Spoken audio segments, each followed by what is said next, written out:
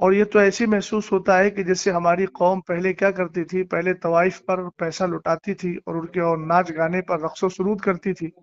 السلام علیکم ورحمۃ اللہ وبرکاتہ۔ کل میں نے آپ سے مفتی شہریار صاحب شبیر برکاتی کفیل انبر کی ایک ویڈیو اپلوڈ کی تھی پورنیہ کے جلسے کی، جس میں نے آپ کو دکھایا تھا کہ دیکھیے ہم سنیوں کے جلسے میں آج ہو کیا رہا ہے۔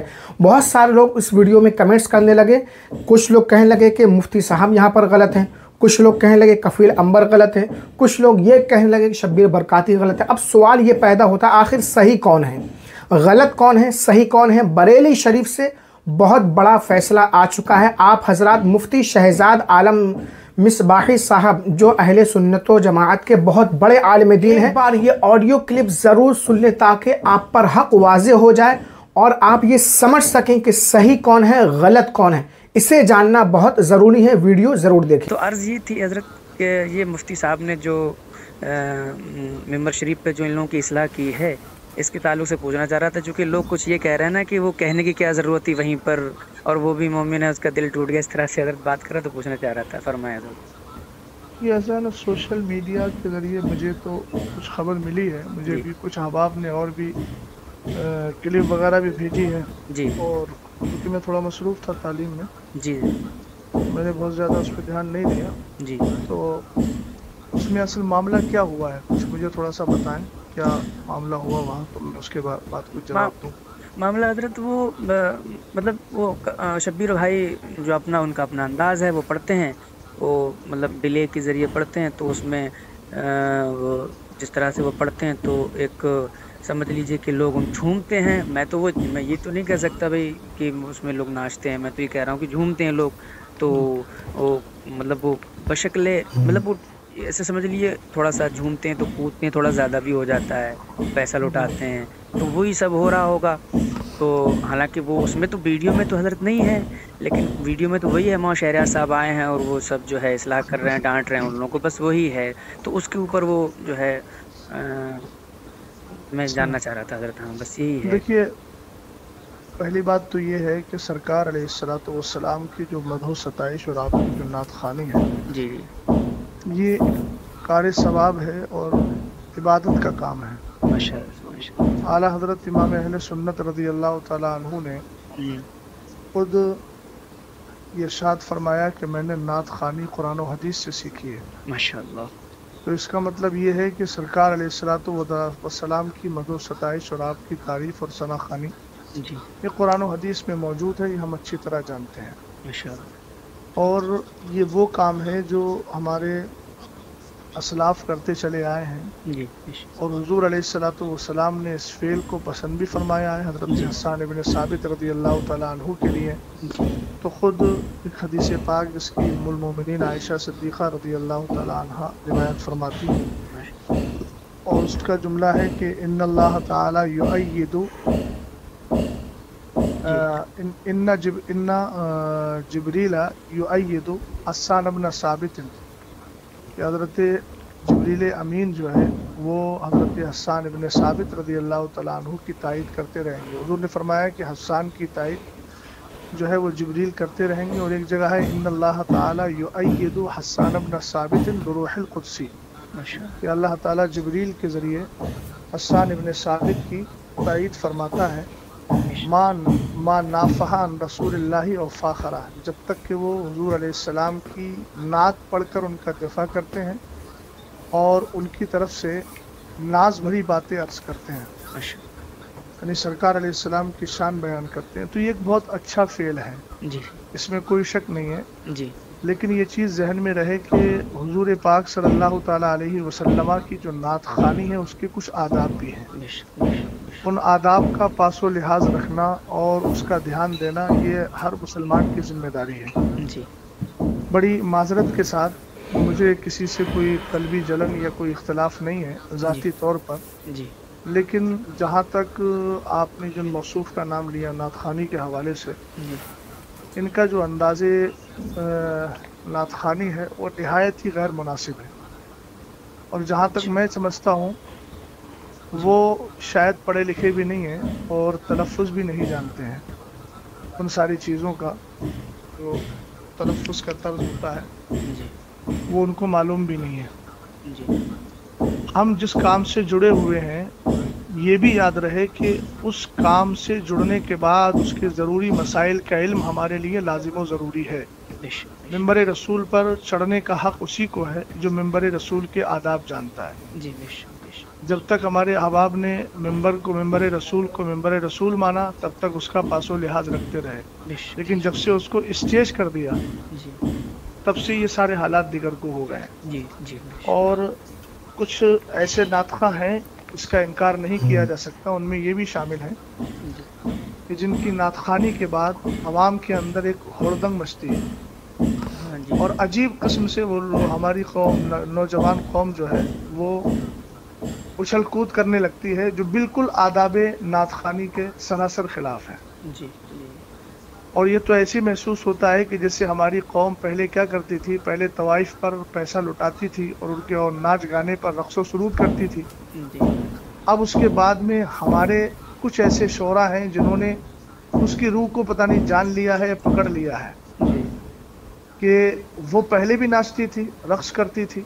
जी हम कहते हैं झूमना, झूमने का ये तर्ज नहीं होता है जी कि आप हाथों में रुमाल लेकर के उछल कूद करें, जी लफ्ज़ अली अली बोल करके उधर पैसा लुटाया जा रहा है और इधर जो है जिस्म को थिरकाया जा रहा है। ये सारी चीज़ें आदाब नातखानी के सरासर खिलाफ है। जी समझ गए? जी ये तर्ज जो भी इख्तियार करता है या फिर जो मैं तो नहीं जानता उसको क्या कहते हैं, डिब्बी के ज़रिए जो लोग पढ़ते हैं जी उसमें ऐसी आवाज़ पैदा कर देते हैं, गूंज पैदा कर देते हैं जिससे म्यूज़िक की आवाज़ पैदा होती है। जी तो एक तो ये नाजायज़ व हराम है। जी भाई सरकार अलैहिस्सलाम की मदो सताइश हुजूर की तारीफ़ है वो दुनियावी लहवो लैब से बिल्कुल साफ़ सुथरी होना चाहिए। बेशक बेशक नातखानी आप संजीदगी से करिए, बेशक नाते पाक आप पढ़िए, संजीदगी से पढ़िए, जी जो पढ़ने का सलीका होता है।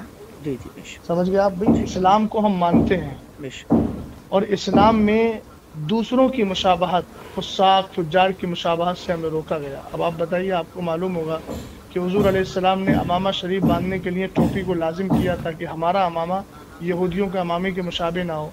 हुजूर अलैहिस्सलाम ने मुहर्रमुल हराम में 10 यानी यौम आशूर का जो रोज़ा होता है उसमें आपने फरमाया कि नहीं नौका भी रखो ताकि यहूदियों के साथ मुशाबहत ना हो, और मन तशब्बह बिकौमिन फहुवा मिनहुम। तो ये सारी चीज़ें हैं। हुजूर अलैहिस्सलाम की नातखानी इस अंदाज से कीजिए कि लोगों की आंखों से आंसू निकले, लोग संजीदगी से बैठ कर के सुने। ये क्या होता है कि शोर गुल किया जाए। एक बात चीज़ और समझे कि नहीं समझे? जी जी मैं समझ गया। एक चीज़ और अर्ज़ करना चाह रहा था हज़रत, वो कई लोगों ने ये जो है मुझसे कहा, मेरे क्लोज सर्कल के भी दोस्तों का भी ये सवाल था कि मुफ्ती साहब को वहीं इस्लाह नहीं करनी चाहिए थी, वहाँ जो है उन्होंने स्टेज पे ही जो है सारी बातें कह दी, क़यामगाह पे ले जाके कह देते। इसके बारे में हुजूर मैं पूछना चाह रहा था कुछ। देखिए, मैं एक बात अर्ज़ करना चाहूँगा कि मैं ये जज्बाती जुमलों से बहुत ज़्यादा मुतासर नहीं होता हूँ। जी मौसूफ को ये अंदाज इख्तियार किए हुए अरसे दराज हो गए, जी और शायद मौलाना शहरियार साहब से पहले भी बहुत सारे अफराद ने इनके अंदाजे नातखानी का रद्द किया है। जी समझे कि नहीं समझे? जी जी और वो अंदाज आप अरसे दराज से लेकर चले आ रहे हैं। चूँकि आपको मालूम है कि कौम हमारा यही अंदाज पसंद करती है और हमारी नज़र कहाँ है, उसकी नज़र कहाँ है, वो सब लोग जानते हैं। मैं किसी के दिल पर फैसला नहीं कर रहा हूँ, ज़ाहिर को देख करके फैसला कर रहा हूँ।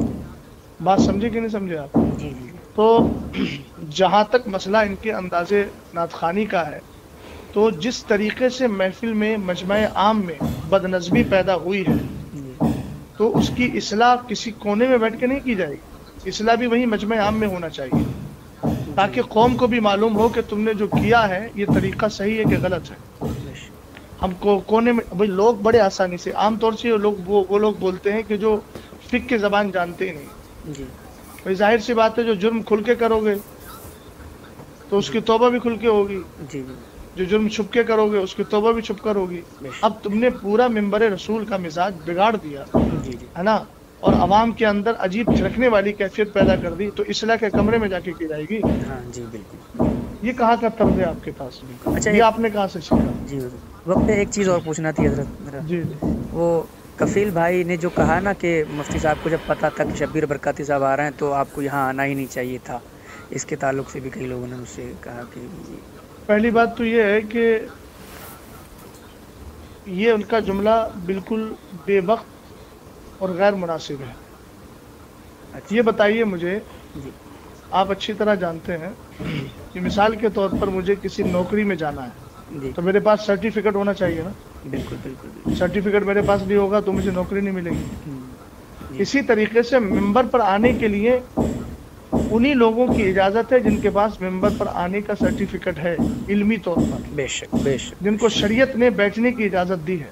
بے شک. سمجھ گئے آپ؟ جی بالکل. پہلی بات تو یہ ہے کہ جو طرز موصوف کا رہا جی یا موصوف جیسے حضرات، چاہے وہ نظما ہو یا شعرا ہوں، جی اگر شرعی اعتبار سے دیکھا جائے تو بہت سارے ایسے افراد ہیں کہ جو ممبر پر بیٹھنے کے لائق ہی نہیں ہیں، جن کی داڑیاں کٹی ہوئی ہیں. جی جی سمجھ گئے نا؟ جن کا طرز حیات بہت زیادہ دیگرگوں ہے، تو وہ تو شریعت ان کو بیٹھنے کی اجازت بھی نہیں دیتی. لیکن بہرحال وہ ان کا اپنا حال ہے. ہم انفرادی طور پر کسی پر حملہ نہیں کر رہے ہیں، جنرل بات بول رہے ہیں. جی حضرت. دوسری بات یہ ہے کہ ممبر پر اگر پڑھے لکھے لوگ نہیں آئیں گے تو جاہل آئیں گے. کیا یہ کہنا کہ ان کو پتہ تھا کہ مطلب وہ نہیں آنا چاہیے، اس کا مطلب تو پھر یہ ہے کہ تم ممبر کو پوری طریقے سے جاہل لوگوں کے ہاتھ میں دینا چاہتے ہو، اور ایسے لوگوں کے ہاتھ میں دینا چاہتے ہو جو قوم کو بالکل پوری طریقے سے رقص و سرود کی جو ہے وہ اس کے مزاج میں ڈھال دیں. یہ کیا مطلب ہوا؟ عربی ممبر رسول عالم ہی کا ہے، مبلغ کا ہے، مصلح کا ہے، نعت خواں کا بھی ہے، مگر ایسا نعت خواں ہونا چاہیے جس کو نعت پڑھنے کا سلیقہ ہو، بے شک بے شک. جس کے اندازے ثنا خوانی سے لوگوں کے دلوں میں ایک محبت بھی پیدا ہو اور بڑی سنجیدگی کے ساتھ، متانت کے ساتھ وہ نعت خوانی کر رہا ہو. ماشاء اللہ. تو یہ تو کہنا کہ بھئی جو اس کا حق ہے، جس کا حق ہے وہ تو آئے گا نا. ہونا تو یہ چاہیے تھا کہ ان کو معلوم تھا کہ مولانا صاحب آ رہے ہیں اور وہ جو ہے اصلاح کرنے کی طرف مائل ہو جاتے ہیں تو وہ خود ہی نہ آئے. اور اگر آ ہی گئے تھے تو کم سے کم انداز اپنا بدل لیتے. بھئی وہاں ممبر رسول پہ علماء بیٹھے ہوئے ہیں، اہل علم بیٹھے ہوئے ہیں، تم نے سب کو جاہل اور گنوار سمجھ لیا ہے. بھئی اس طریقے سے ہڑدنگ ہوتی ہے. دیکھیے میں بھی اسٹیجوں پر اسٹیج کی دنیا سے، جو لوگ دنیاوی اعتبار سے اسٹیج بولتے ہیں، حالانکہ وہ ممبر رسول ہے، میں بھی ممبر رسول کی دنیا سے جڑا ہوا ہوں. بات سمجھ گئے نا؟ ہاں بالکل. ہاں، اس لیے میں بھی حالات کو جانتا ہوں. یہ سراسر غلط حالات ہیں اور اہل سنت والجماعت کا غلام غوث بھائی بہت زیادہ نقصان ہو رہا ہے.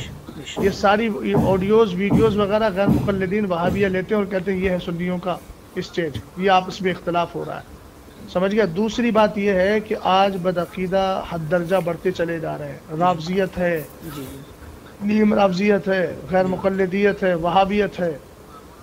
یہ جو ایسے نعت خوانوں کو بلا کر کے گھنٹوں گھنٹوں پوری طریقے سے محفل کو جو ہے وہ عجیب کیفیت میں ڈھال دیا جاتا ہے، اور اس کے بعد پھر بالکل جب انسانوں کی عقلیں کام کرنا چھوڑ دیتی ہیں تب خطیب کو لا کے بٹھاتے ہیں. عزیز، سب سے بڑا نقصان اس سے یہ ہو رہا ہے کہ میری قوم دین سے بالکل جاہل ہوتی چلی جا رہی ہے. دیکھیے ان کے پاس نا مدرسوں میں آنے کا کوئی ٹائم ہے. جمعے کے دن نماز پڑھنے آتے ہیں تو کب آتے ہیں؟ جب ممبر رسول پر اور ممبر پر جو ہے وہ خطیب اور امام بیٹھنے والا ہوتا ہے خطبے کے لیے. جی ان کو لے دے کر موقع ملتا ہے دین سیکھنے کا جلسوں پر. جی اب جلسوں میں بھی یہ ماحول آپ نے قائم کر لیا تو کیا کرو گے بھائی؟ قیامت کے دن کیا کس طریقے سے رب کی بارگاہ میں دکھاؤ گے؟ کم سے کم ان ممبروں کو اور ان پاکیزہ محافل کو تو اپنے اس طرز سے الگ رکھو. کم سے کم دین سیکھنے کا موقع مل رہا ہے تو علماء کی کثرت کے ساتھ تقریریں کروا کر ان کو دین تو سکھاؤ. نعت خوانی کرنا ہے، الحمدللہ کار ثواب ہے. یہ تو بڑی آسانی سے لوگ کہہ دیتے ہیں کہ حضرت حسان ابن ثابت رضی اللہ تعالیٰ عنہ کی سنت ہے، حضور نے ان کو ہدیہ دیا تھا. تو کم سے کم حضرت حسان ابن ثابت کا جو طرز تھا اور آپ کا جو انداز تھا ثنا خوانی کا، ایک بار اس کو بھی پڑھ لیں. دیوان حسان کے نام سے بہت سارے دیوان موجود ہیں، ایک بار اس کا بھی مطالعہ کر لیں.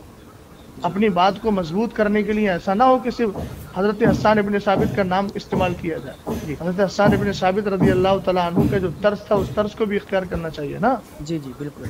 پتہ نہیں کون کون سے کلام پڑھے جاتے ہیں، کون کون سا طرز اختیار کیا جاتا ہے، کون کون سی جو ہے وہ کیا بولتے ہیں، کون کون سے حالات میں لے جا کر کے قوم کو ڈال دیا جاتا ہے. تو یہ سب غیر مناسب چیزیں. سمجھ گیا آپ؟ ان ساری چیزوں پہ جب تک روک نہیں لگے گی اہل سنت والجماعت کا نقصان ہی ہوگا. اللہ تعالیٰ بس صلاح اور فلاح ہم سب کو عطا فرمائے. یہ جملہ حضرت اچھا لگا آپ کا. یہ سچی بات ہے. یہ اہل سنت کا حضرت بہت نقصان ہے ان جیسے معاملات سے. میرے کئی دوست آپس میں ہی جو ہے بحث کر رہے تھے، اسی لیے میں نے حضرت جو ہے میں نے سوچا کہ حضرت سے جو ہے رہنمائی لی جائے. ٹھیک ہے حضرت، دعا کر دیجیے گا میرے لیے. اللہ تعالیٰ ہم سب پر فضل حضرت خاص میں کرے. ریکارڈنگ کر لی ہے، اگر آپ کا حکم ہو تو سنوا دوں لوگوں نہیں کو. ریکارڈنگ کر لیا تو کوئی ایسی بات تو الحمدللہ میں نے بولی بھی نہیں، جی اور بات ٹھیک ہے، ٹھیک ہے حضرت، ٹھیک، اچھی بات شکریہ. کہیں بھی پہنچے اچھی بات ہے. جی اللہ تعالیٰ فضل فرمائے. تو میرے پیارے ناظرین، آپ نے مفتی شہزاد عالم مصباحی صاحب کی آڈیو کلپ سن لی، اور انہوں نے اس حوالے سے کیا جواب عنایت فرمایا یہ بھی آپ نے سن لیا. تو آپ کو اچھی طرح اندازہ ہو گیا ہوگا یہاں پر صحیح کون ہے غلط کون ہے. مفتی شہزاد عالم مصباحی صاحب نے نعت خوانوں کو غلط کہا، اور مفتی شہریار صاحب کو صحیح کہا کہ انہوں نے صحیح کیا، صحیح ہے نا جواب دیا. اب آپ اس بارے میں کیا سوچتے ہیں کمنٹ کر کے ضرور بتائیے گا. اس ویڈیو کو لازمی شیئر کر دیں.